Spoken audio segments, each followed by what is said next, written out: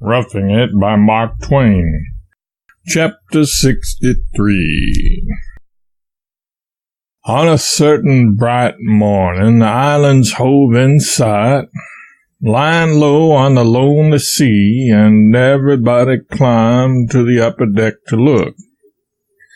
After 2,000 miles of watery solitude, the vision was a welcome one.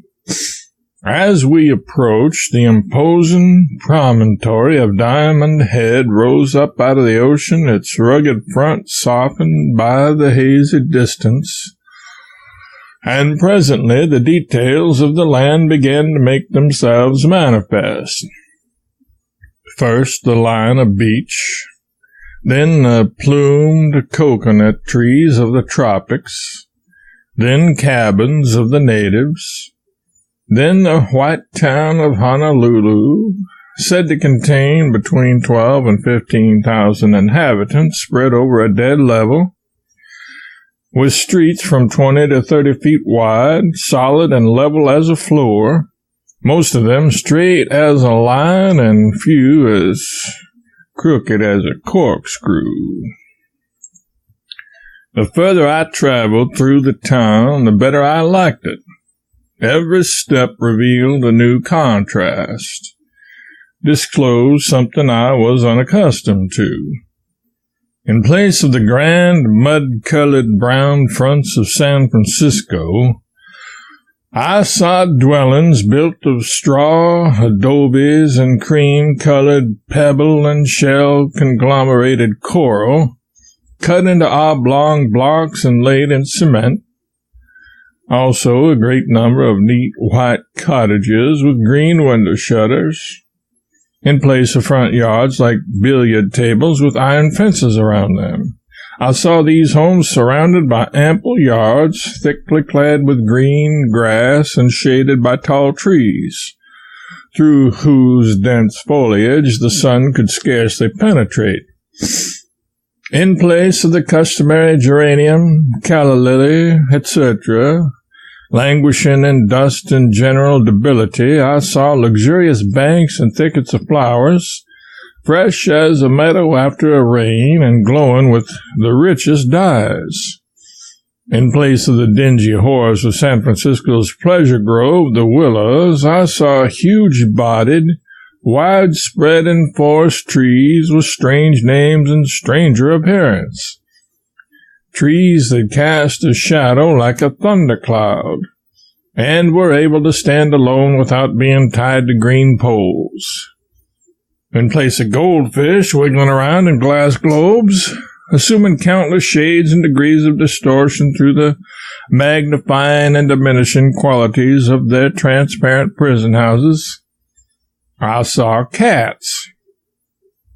Tomcats, Mary Ann cats, long-tailed cats, bob-tailed cats, blind cats, one-eyed cats, wall-eyed cats, cross-eyed cats, gray cats, black cats, white cats, yellow cats, striped cats, spotted cats, tame cats, wild cats, singed cats, individual cats, groups of cats, platoons of cats, companies of cats, regiments of cats, armies of cats, multitudes of cats, millions of cats, and all of them sleek, fat, lazy, and sound asleep.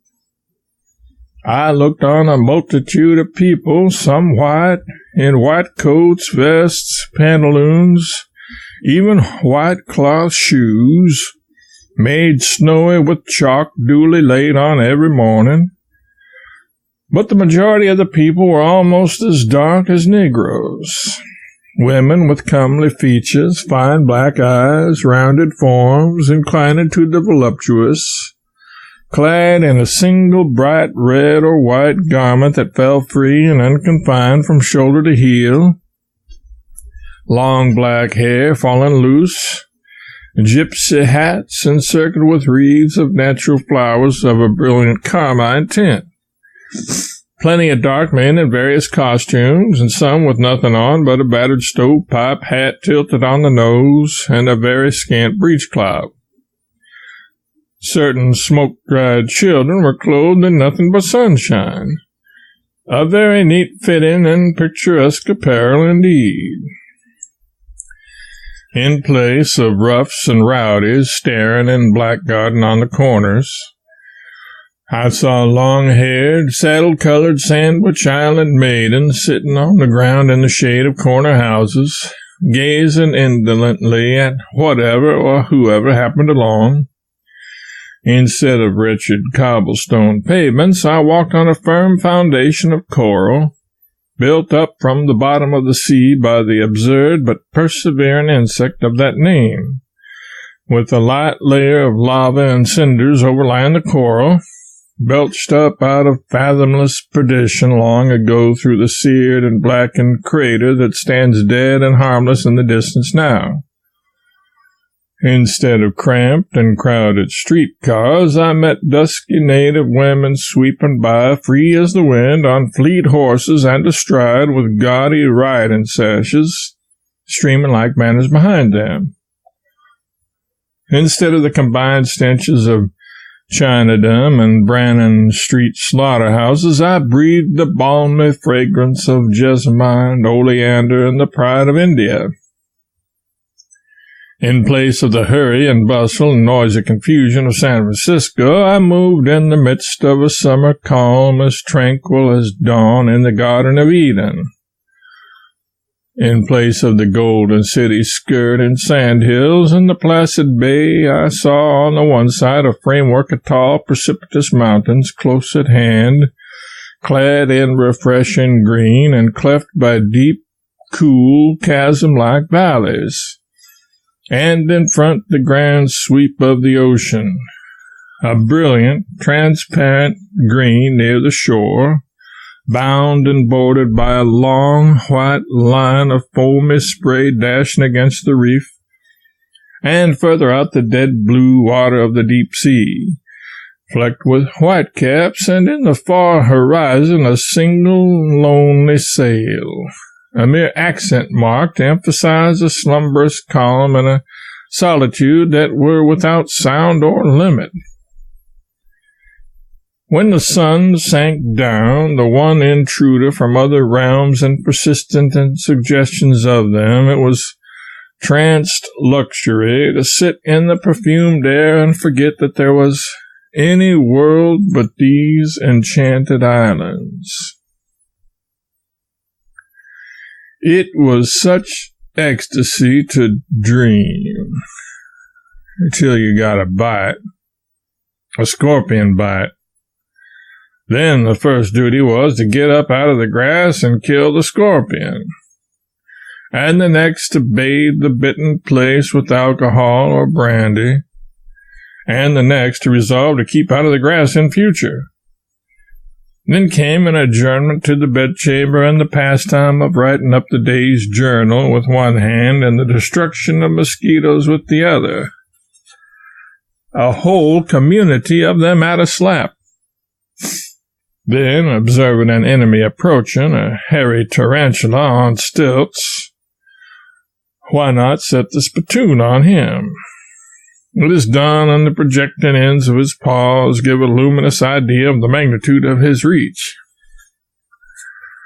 Then to bed and become a promenade for a centipede with 42 legs on the side and every foot hot enough to burn a hole through a rawhide.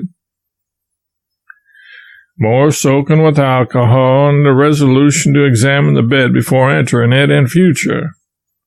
Then wait and suffer till all the mosquitoes in the neighborhood have crawled in under the bar, then slip out quickly, shut them in, and sleep peacefully on the floor till morning. Meantime, it is comforting to curse the tropics in occasional wakeful intervals. We had an abundance of fruit in Honolulu, of course. Oranges, pineapples, bananas, strawberries, lemons, limes, mangoes, guavas, melons, and a rare and curious luxury called the chirimoya, which is deliciousness itself. Then there is the tamarind. I thought tamarinds were made to eat, but that was probably not the idea.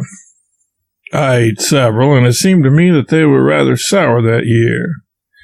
They pursed up my lips till they resembled the stem end of a tomato, and I had to take my sustenance through a quill for 24 hours. They sharpened my teeth till I could have shaved with them, and gave them a wire edge that I was afraid would stay. But a citizen said, no, it will come off when the enamel does, which was comforting at any rate. I found afterward that only strangers eat tamarinds, but they only eat them once.